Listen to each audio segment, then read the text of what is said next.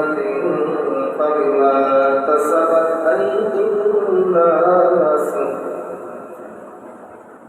আল্লাহ রাব্বুল আলামিন বলেন, যত বিপদ আপদ বালা মুসিবত তোমাদের আসেনি, সব কিছু তোমাদের তোমাদের কামাই। অন্য আয়াতে আল্লাহ বলেন, যখন ফাসাদ ফিল বাররি ওয়াল বাহরি বিমা কাসাবাত আইদিন নাস, জলে এবং স্থলে ভাগে যত বিপর্যয় আসে, যত বিপর্যয় আসে সবগুলো তোমাদের তোমাদের কামাই। তাহলে বলুন বুঝলাম যে যত বালা মুসিবত অভাব অনটন দুশ্চিন্তা পরেশানি এগুলো আসে সবই আমাদের তোমাদের কামাই, আমাদের পথ আমাদের কারণেই আল্লাহ করে থাকে। এই হলো 1 নম্বর কারণ। 2 নম্বর কারণ,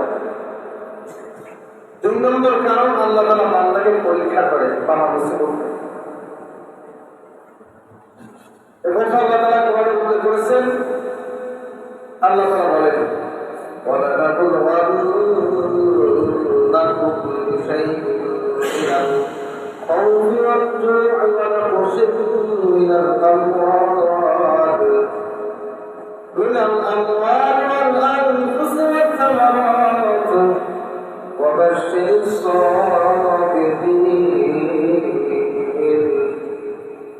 আল্লাহ রাব্বুল আলামিন বলেন, আমি তোমাদেরকে পরীক্ষা করব বিশাইইন মিনাল খাউফি, ভয় দিয়ে, ওয়াল জু'i, তোমাদেরকে ক্ষুধা দিয়ে পরীক্ষা করব, ওয়া নাকসিন মিনাল আমওয়ালি ওয়াল আনফুসি ওয়াত থামারাত, তোমাদের জান মাল ফসল ফলাদি দিয়ে, ফসল ফলাদি কষ্ট দিয়ে আমি তোমাদেরকে পরীক্ষা করব, এগুলোকে নষ্ট করে পরীক্ষা করব, মৃত্যু দিয়ে পরীক্ষা করব, ছেলের মৃত্যু দিয়ে পরীক্ষা করব, পিতা মাতার মৃত্যু দিয়ে পরীক্ষা করব, আপনজনদেরকে মৃত্যুর মাত্রায় পরীক্ষা করব, ধন সম্পদের ক্ষতির মাধ্যমে আমি তোমাদেরকে পরীক্ষা করব। তাহলে বোঝা গেল 2 নম্বর কারণ হলো আল্লাহ তাআলা আমাদেরকে বালা মুসিবত দেয়, তার দ্বিতীয় কারণ হলো পরীক্ষা করেন, বান্দাকে পরীক্ষা করেন। কারণ বান্দাকে পরীক্ষা না করলে আল্লাহ তাআলা বান্দাকে হেদায়েত দেন না। এই পরীক্ষার মাধ্যমে আল্লাহ তাআলা বান্দাকে হেদায়েত দেন। কেমন ভাবে একটা মানুষ 10 বছর বারে খাওয়ার পরে 10 বছর 20 বছর 30 বছর আল্লাহ তাআলা কুদরতি পাই চেষ্টা করে দেয় নাই, হঠাৎ করে এমন একদিন তার হলো তার পিতা দুনিয়া থেকে বিদায় নিয়ে চলে গেল, অথবা তার মা দুনিয়া থেকে বিদায় নিয়ে চলে গেল, অথবা তার এমন একজন মানুষ দুনিয়া থেকে বিদায় নিয়ে চলে গেল, যার ব্যথায় ব্যথিত হয়ে ওই লোকটা আর বসে থাকতে পারে না। যখনই মারা যায় ব্যথায় ব্যথিত হয়ে আল্লাহ তাআলার কাছে ফিরে আসে আর কাঁদতে থাকে। আল্লাহ তাআলা এমন করে তার কি করে দেখায়, দান করে থাকে।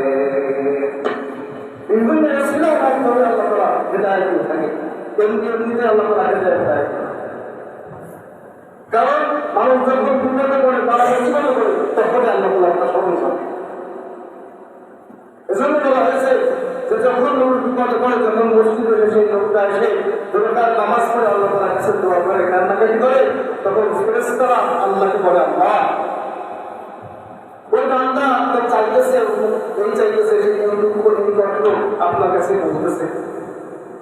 তখন আল্লাহ তাআলা জবাব দেয় যে সে তো 10 বছর 20 বছর আমার কাছে আসে নাই, আমাকে কখনো ডাকে নাই, আজকে তাকে একটু ডাকতে দাও, এখন যদি তার সমস্যার সমাধান আমি করে দিই তাহলে সে আমার থেকে দূরে চলে যাবে।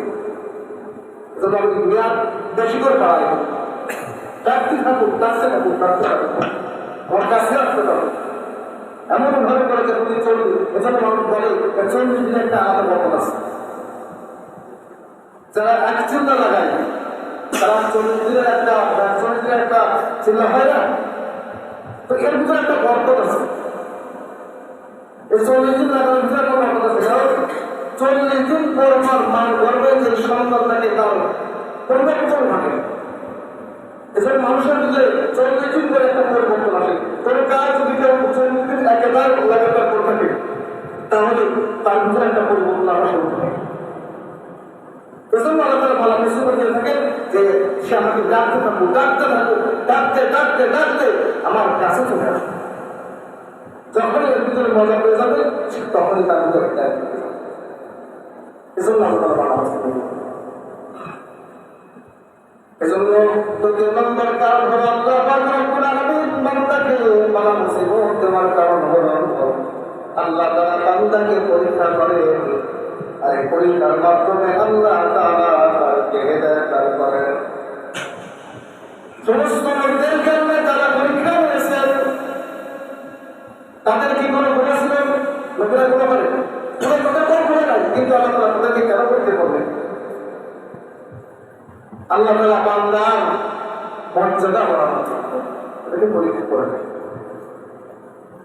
এজন্য বালা মুসিবতের 3 নম্বর কারণ হলো আল্লাহ তাআলার অধিকার। এটা আল্লাহ তাআলার অধিকার আছে। আল্লাহ তাআলার অধিকার আছে, যেমন আমরা যদি কোনো খাট কলঙ্ক হাঁড়ি পাতিল ইত্যাদি বানাই, আমার তার অধিকার থাকে আমি ভাঙবো না রাখবো, আছে না? আমার অধিকার থাকে, কারণ এটা মানুষের মানুষ, আমি এটাকে রাখবো না ভাঙবো, এটার অধিকার আমার। এজন্য আল্লাহ তাআলার অধিকার আছে